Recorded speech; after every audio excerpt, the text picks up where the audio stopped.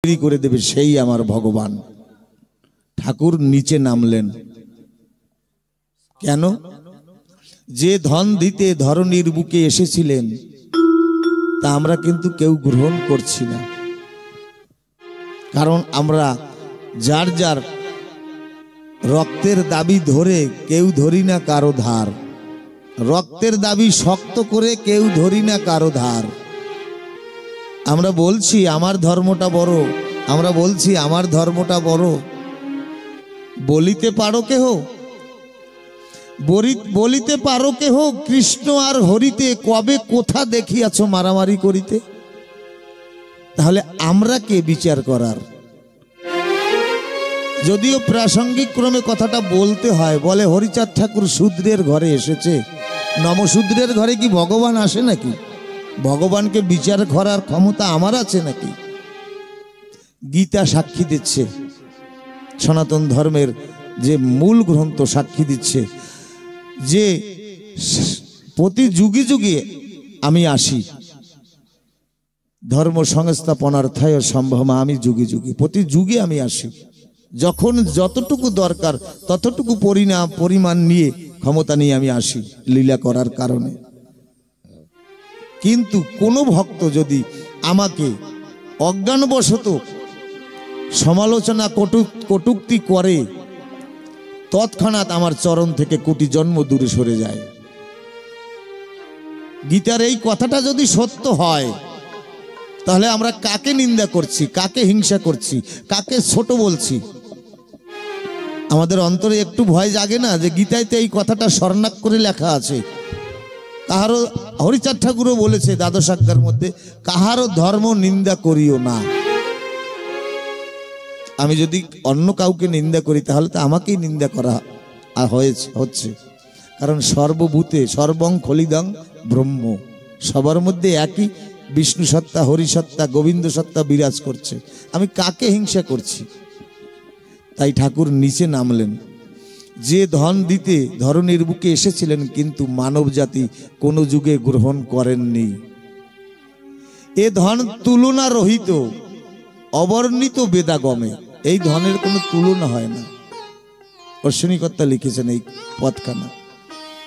এ ধন বেদেরও অগোচর, বেদেও পাওয়া যায় না। এই মাধুর্য প্রেম, এই মাধুর্য প্রেমটা কোনো গ্রন্থের মধ্যে নাই, যাই কলির যুগের তরে দিয়েছে। হরিনামে মিশ্রিত করে পূর্ণ ব্রহ্ম শ্রী হরিচাঁদ বিলাইল জীবের দ্বারে দ্বারে। এই মাধুর্য প্রেমটা, হরিনাম বলতে বলতে নয়নে জল এসে বক্ষস্থল ভেসে যায়।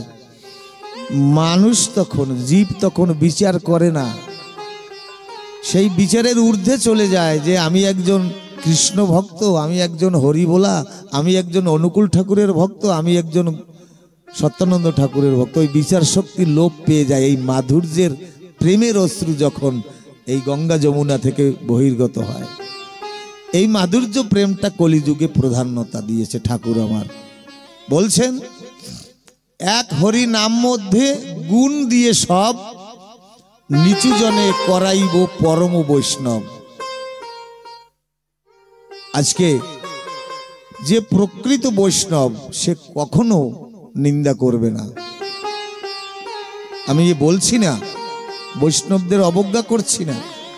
আমার ঠাকুর যদি কাউকে অবজ্ঞা করত তাহলে এই কলমটা, এই শব্দটা এখানে দিত না।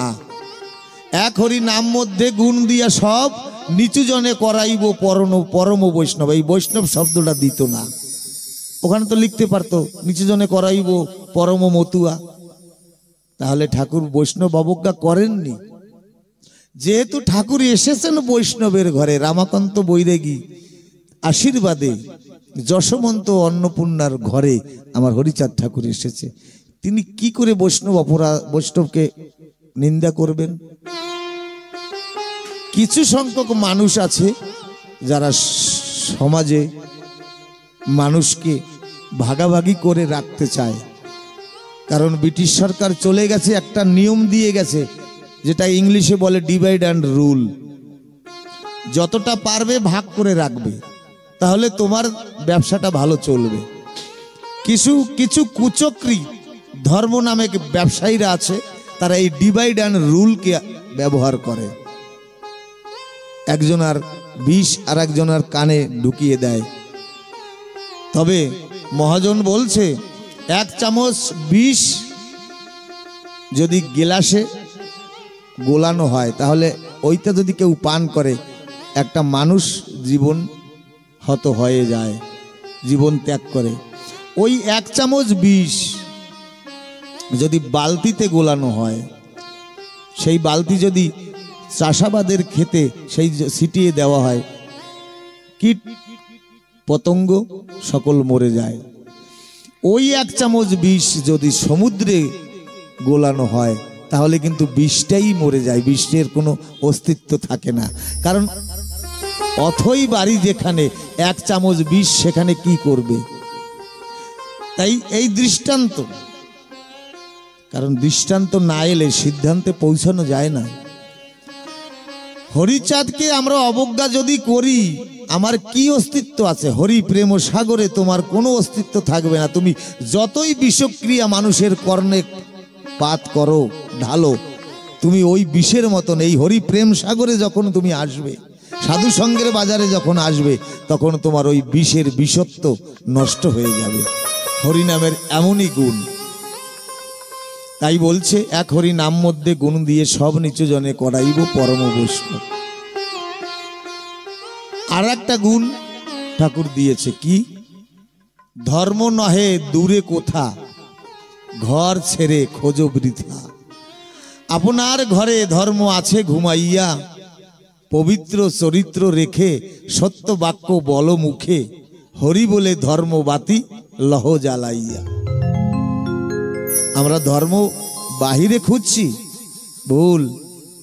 ধর্ম রয়েছে নিজের ঘরের মধ্যে। আর একটা গুণ দিয়েছে, সময় কম, অল্প অল্প বলি। আর একটা গুণ দিয়েছে ঠাকুর, কি? অন্যান্য যুগ দর্শন মাতৃজাতিকে করেছে অপমান। ভালো ভালো শাস্ত্র যাকে আমরা মাথায় নিয়ে চলি, সনাতন ধর্মের ভিত যে সকল শাস্ত্র, সেই সব শাস্ত্রের পাতায় লেখা আছে এই মাতৃজাতি তারা অসম্মান করেছে। সেই সব শাস্ত্রে হরিচাঁদ মাতৃজাতিকে দিয়েছে সুযোগ্য সম্মান। অন্যান্য যুগ ধর্ম যুগ দর্শন শাস্ত্র মাতৃজাতিকে করেছে অপমান, হরিচাঁদ মাতৃজাতিকে দিয়েছে সুযোগ্য সন্তান, সুযোগ্য সম্মান দিয়েছে। কেমন ভাবে? বলছে, করিবে গারস্থ ধর্ম লয়ে নিজ নারী, গৃহে থেকে ন্যাসীবান প্রস্তি ব্রহ্মচারী। বলছে ধর্ম খুঁজতে গৃহিণী ত্যাগ করতে হবে না, মাকে নিয়েই ঘরে বসে স্বামী স্ত্রী মিশে দুজনেই ধর্ম করতে পারবে। এত সুন্দর পদ আমার ঠাকুর দিয়েছে। কোন অধিকারে আমরা বলি শূদ্রকুলে ঠাকুর এসেছে? বাংলাদেশে এমনি কুদির বটতলা বলে একটা গ্রাম আছে, যেখানে এমনি মহামায়ের পূজা হতো। সেখানে মায়ের আদেশ হতো, জমিদারকে স্বপ্নাদেশ করত, তারক গোসাইকে নিয়ে আসবি, আমার বড় তারকের গান ভালো লাগে, কবি গান। আমার মা কিন্তু হরিলীলামৃত কবি গান প্রচন্ড ভালোবাসে। কিন্তু দুঃখের কথা, যদিও বলা বাহুল্য প্রতি গ্রামে মায়ের পূজা হয়, কি ধরনের অশ্লীল অনুষ্ঠান তারা আয়োজমেন্ট করে, কষ্ট লাগে। যাই হোক, সমালোচনারূপী কথা বলবো না। 128 নম্বর গ্রামের জনম জনমের স্বীকৃতি, পূর্বজনের স্মৃতি বিজড়িত আশীর্বাদ কণা বর্ষিত হয়েছে। এই বছর 6 দিনের ধর্মীয় অনুষ্ঠান রেখেছে। মায়ের অসীম করুণা হয়েছে। তারককর্তা কবিগান গাইছে। হরিচাঁদ ঠাকুরের এই যে আলোচনা, এইভাবে আলোচনা করছে, ওরে একজন মানুষ এসেছে পূর্ণ ব্রহ্ম, আয় তোরা দেখবি। সফলানগরে হরিচাঁদ ঠাকুর, তার মুখের কথায় মরা মানুষ বাঁচে, মুখের কথায় ব্যাধি দূরীভূত হয়ে ভবব্যাধি দূর হয়। এমনি যখন ঠাকুরের প্রশংসা করছে, তখনই একজন ব্রাহ্মণ ঠাকুর উঠে বলছে, বন্ধ করো তোমার পাগল, তোমার কবি গান। তুমিও পাগল, আর যাকে তুমি পূর্ণ ব্রহ্ম বলছো, সেই ক্ষীরোদের সাই হরি বলছো, সে হচ্ছে আর এক পাগল। এই বলে তাচ্ছিল্য করছে তারককর্তাকে, রাগান্বিত হয়ে তাকে ধমক দিচ্ছে। ব্রাহ্মণ ঠাকুর বলছে, তুমি জানো আমি সমগ্র বেদ পুরাণ আমার ঠোঁটস্থ, 18 শাস্ত্র 14 পুরাণ নবলক্ষ গ্রন্থ আমার ঠোঁটস্থ, কোথাও পাইনি যে নমর ঘরে পতিতের ঘরে হরিচাঁদ, শূদ্রের ঘরে হরিচাঁদ এসেছে আর সে নাকি পূর্ণ ব্রহ্ম। কে বলেছে? তুমি পাগলামি ছাড়ো, কবিগান বন্ধ করো। আমার তারককর্তা একনিষ্ঠ ভক্ত ছিলেন মায়ের। মায়ের কৃপায় মা আশীর্বাদ করেছিল তারককর্তার বাবাকে। কলকাতায় যখন তারককর্তার বাবা মায়ের মন্দিরে গিয়েছিলেন প্রণাম করতে, তখন ওই কাশীনাথের ওনার বাবার মাথায় চুল ছিল, ওই চুলের বাতাস লেগেছিল আমার মায়ের অঙ্গে। কারণ শুদ্ধ নিষ্কিঞ্চন বৈষ্ণব ছিলেন, তখন ওই কেশের যখন বাতাস লেগেছে মায়ের অঙ্গে, মা বলছে স্বপ্ন আদেশ করেছে পূজারীদের যে কালকে যে ভক্ত এসে আমাকে প্রণাম করেছিল, ওই ভক্তের কেশ দিয়ে আমাকে চামর বানিয়ে যদি বাতাস করতে পারিস, আমি বড় আদর আনন্দ পাব। অনেক বড় প্রসঙ্গ। তখন কলকাতা থেকে যখন বাংলাদেশে আসে নৌকায়, তখন মা কালী অধিষ্ঠান হয়ে বলছে আমাকে ওই কেশ কর্তন করে দে, কিন্তু কাশীনাথ রাজি হয়নি। তখন ওখানে রোগ আসে, দেখা দেয়, কলেরা রোগ দেখা দেয়। কাশীনাথ বলে যতই তুমি করো তবুও দেব না। তখন মা ওকে আশীর্বাদ করে যে আমি তোর বংশে তো কোনো সন্তান সন্ততি নাই, আমি তোর বংশে সন্তান হয়ে আসব। বলছে দরকার নাই, তুমি তো নারী, নারী সন্তান আমার দরকার নাই। বলছে না, আমি কথা দিলাম তোর বংশে আমি পুত্র রূপে জন্মগ্রহণ করব। তাই কথা দেওয়াতে আমার এই শ্যামা মা পুত্র হয়ে জন্মগ্রহণ করে, সেই মাতৃ অংশ আমার তারককর্তা। যখন ওই ব্রাহ্মণ তারককর্তাকে পাগল বললেন, তখন মায়ের দিক তাকিয়ে বলছে মা তুমি তো জানো, তুমি তো জানো তোমার সন্তান কখনো মিথ্যা কথা বলে না। আমি নিজের চোখে দর্শন করেছি, তার অঙ্গে 32টা চিহ্ন আমার গুরু মৃত্যুঞ্জয়ের কৃপায়। তাহলে কি আমার দর্শন ভুল? মা আমার দর্শন যদি সঠিক হয়, আমি এই ব্রাহ্মণকে অভিশাপ পদ দান করলাম, মানে অভিশাপ দিলাম। তারক গোসাই বলছে ঠাকুর মশাই সম্বরণ করুন আপনার কথা, আপনি আমাকে পাগল বলছেন। আজকে প্রকাশ্য মায়ের সম্মুখে দাঁড়িয়ে আমি বলে যাই, আমার হরিচাঁদ ঠাকুর পূর্ণ ব্রহ্ম, দয়াল অবতার, কাঙালের ঠাকুর। তাই যদি হয় আজ থেকে আপনার 7টা পিঁড়ি 7টা প্রজন্ম পাগল হয়ে জন্মগ্রহণ করবে, বংশে একজন না একজন পাগল জন্মাবেই জন্মাবে।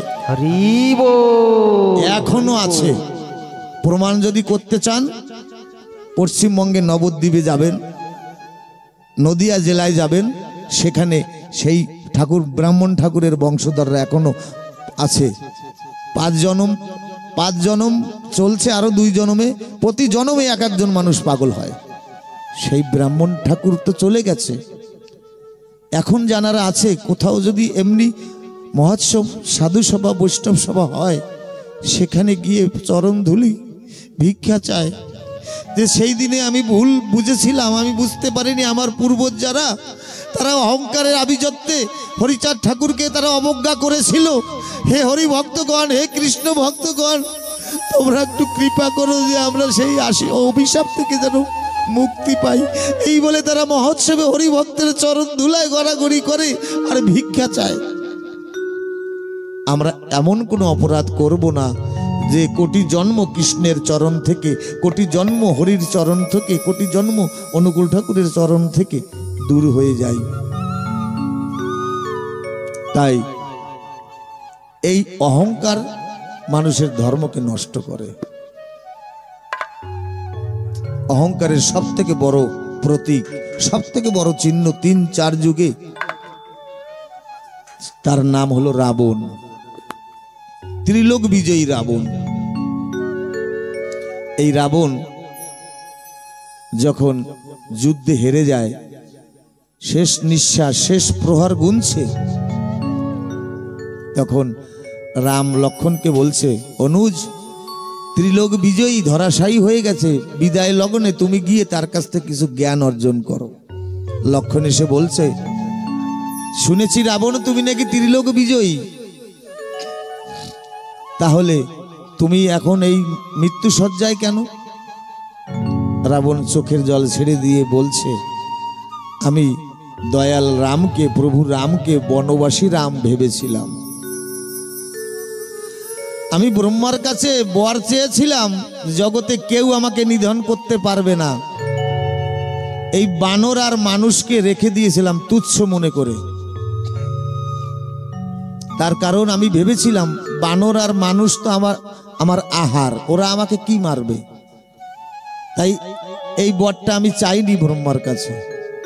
কিন্তু আমার এই অহংকারের কারণে আমাকে মন্দাদরি বলেছিল, কুম্ভকর্ণ বলেছিল, বিভীষণ বলেছিল, দাদা তুমি রামকে অবজ্ঞা করো না, ও বনবাসী রাম নয়, ও দাশরথী রাম, এক বিষ্ণু চতুর অংশে জন্মগ্রহণ করেছে জীব তরানোর তরে। কিন্তু আমি কারুর কথা শুনিনি। অহংকারে আজ আমি ত্রিলোক বিজয়ী বীর। শিবকে আমি ডাকতাম কৈলাস থেকে, তুমি এসো লঙ্কায়, আমি তোমাকে পূজা করব, আমি যেতাম না। ধনের মালিক যিনি কুবের, তাকে আমি কলার ধরে টেনে আনতাম লঙ্কায়। শনি বড় ঠাকুরকে আমরা ভয় করি, এই নবগ্রহ আমার ঘোড়ার ঘাস কাটতো আমার লঙ্কায়। আমি সেই ত্রিলোক বিজয়ী রাম, কিন্তু ভগবানকে অহংকারের কারণে আজকে আমি ধরাশায়ী। এই অহংকারে ধর্ম নষ্ট করে মানুষের। যদি ধর্মই না থাকলো তাহলে আমার কি রইল?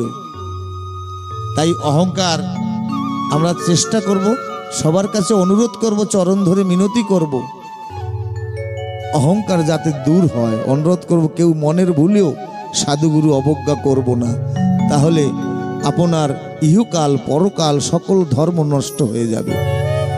সাধু চরণে যদি কেহ করে ক্ষুদ্র অপরাধ, সাধুগুরু বৈষ্ণবের চরণে যদি কেহ করে ক্ষুদ্র অপরাধ, মহা মহা ভজনেতে পড়ে যাবে বাদ। যতই আমরা মালা জপ করি না কেন, যতই মহোৎসব করি না কেন, যতই দাদু সঙ্গে তিলক সেবা নেই না কেন, কাজ হবে না বন্ধু। সাধু চরণে ক্ষুদ্র অপরাধ মহা মহা ভজনেতে পড়ে যাবে বাদ। এই অহংকার দূরীভূত করতে হবে। এখানে কবিগুরু রবীন্দ্রনাথ ঠাকুর একটা কলম দিলেন, বললেন, আমার মাথা নত করে দাও তোমার চরণ ধুলার তলে। যে বিশ্বের কবি, সকল অহংকার ডুবাও হে নয়নেরও জলে। ঠাকুর, আমার মধ্যে যদি অহংকার আসে, ভক্তি প্রেমের সাধুগুরুর পরশে ভক্তি প্রেমের জল দিয়ে আমার অহংকার তুমি ডুবাও। বিশ্বকবি। এদিকে আর একজন কবি বললেন, বলি হে বীর উন্নত কর শির, কাজী নজরুল ইসলাম। এই দুইজন কবি কিন্তু আমাদের আইডিয়াল, মানে আমাদের আদর্শ। ওপার বাংলার একজন, এপার বাংলার একজন। বললেন, হে বীর উন্নত কর শির। মাথা কেন উঁচু করতে বললেন?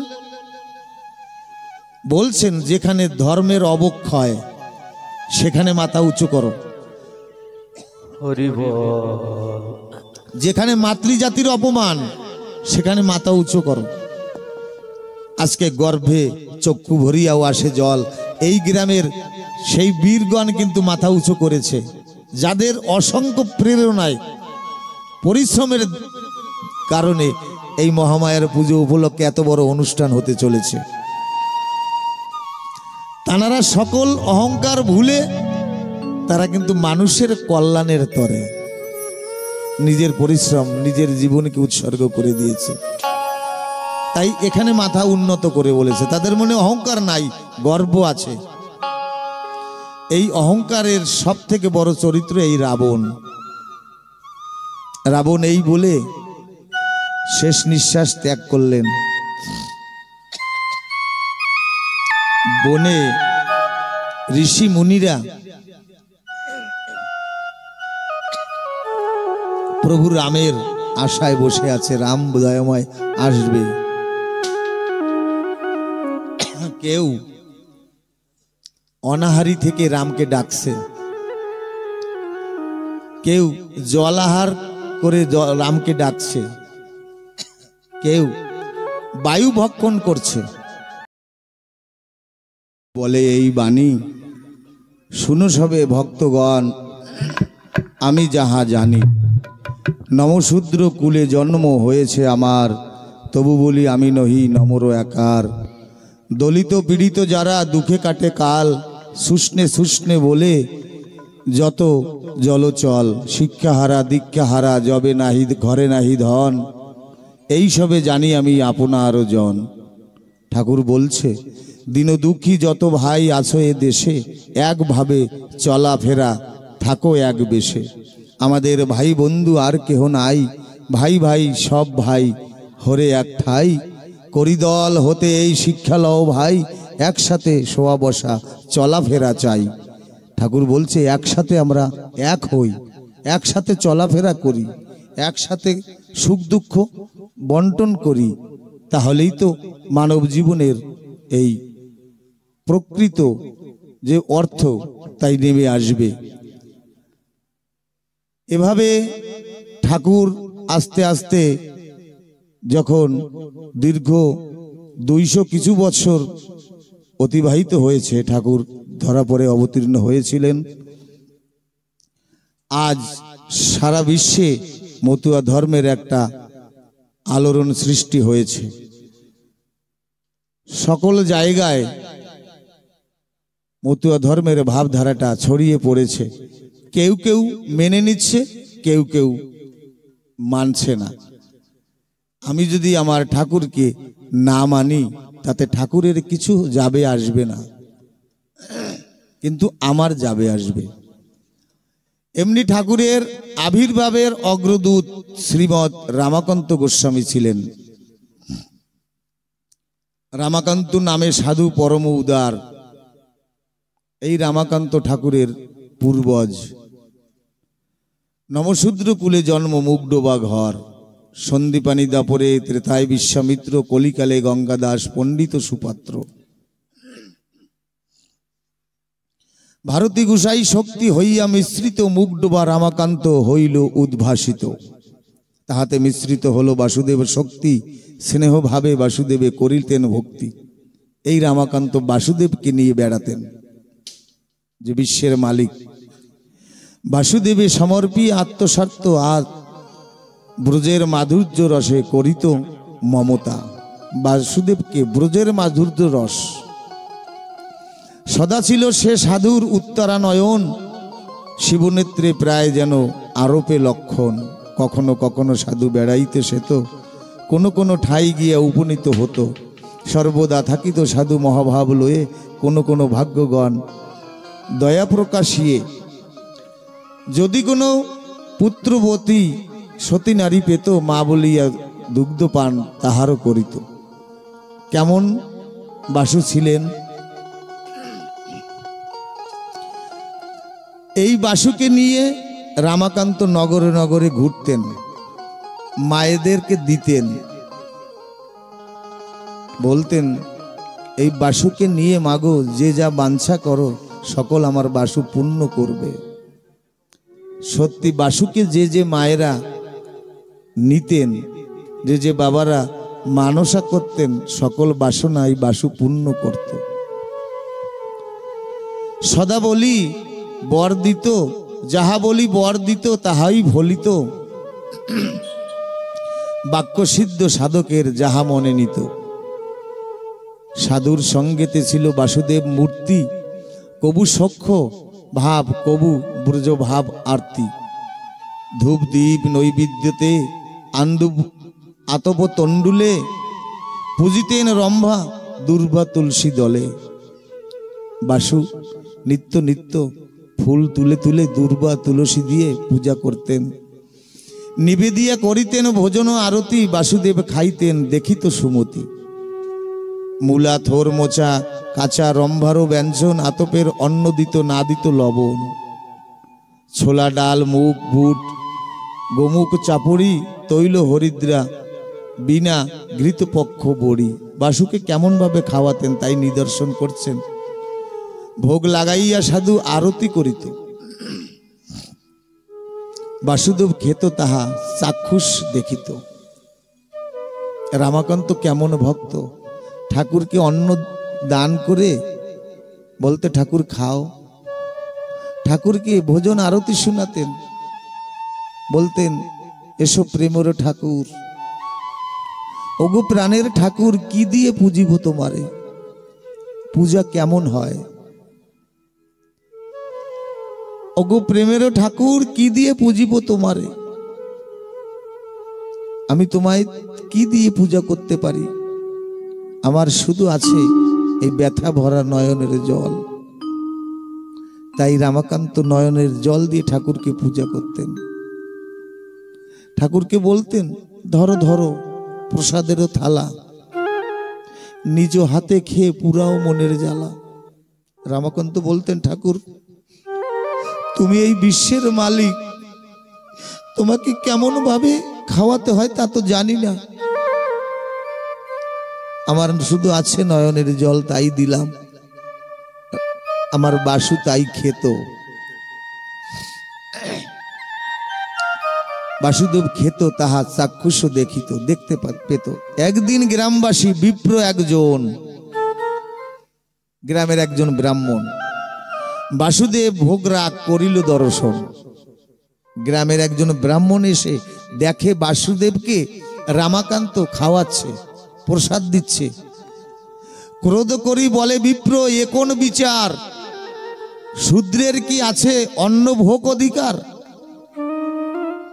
বামন ঠাকুর বলছে হে শূদ্র, তোকে কে অধিকার দিয়েছে, শূদ্রের কি কোনো অধিকার আছে? বিচার করুন আপনারা, কোন জগতে আমরা জন্মগ্রহণ করেছি, যার করুণায় জগতে এসেছি, যার কৃপায় জীবন ধারণ করছি, তাকে আমার অধিকার নাই পূজা দেওয়ার? শূদ্রের অধিকার নাই ঠাকুরকে পূজা দেওয়ার। শূদ্র হয়ে বাসুদেবে অন্ন দিলি বাড়ি, কোথায় শুনিলি বেটা এমতো অবধি? তুই শূদ্র হয়ে ঠাকুরকে অন্ন রন্ধন করে দিয়েছিস, কোথায় শুনেছিস, কোন গ্রন্থে আছে? একবার বিচার করুন। হারে রে বৈরাগী, তোর এত অকল্যাণ, শূদ্র হয়ে হবি নাকি ব্রাহ্মণ সমান? আমরা যেমন ঠাকুরকে বাসুদেবকে ষোড়শ উপচারে সংস্কৃত মন্ত্র করে তাকে পূজা করি, তুই শূদ্র হয়ে সেই অধিকার নিবি? কেমন ভাবে মানুষকে তৎকালীন যুগে করত। ব্রাহ্মণ কহিল গিয়া ব্রাহ্মণ সকলে, শুনিয়া ব্রাহ্মণ সব ক্রোধে উঠে জ্বলে। জন 10 বিপ্র গেল গোস্বামীর বাড়ি, ক্রোধ ভরে বাসুদেবে লয়ে এলো কারি। বাসুদেবকে নিয়ে এসেছে ওই রামাকান্তর কাছ থেকে, কারণ রামাকান্ত তো একা, ওরা 10 জন আসবে। গোস্বামী নির্মল চিত্তে দিলেন ছাড়িয়া, বলিলে রে বাসু প্রাণ বাসু সুখে থাকো গিয়া। বলছে যাও বাসু তুমি সুখে থাকো গিয়া। বলিল রে প্রাণ বাসু সুখে থাকো গিয়া, কাঙালের কাছে তুমি ছিলে অনাদরে, আদরে খাইও এবে ষোড়শ উপচারে।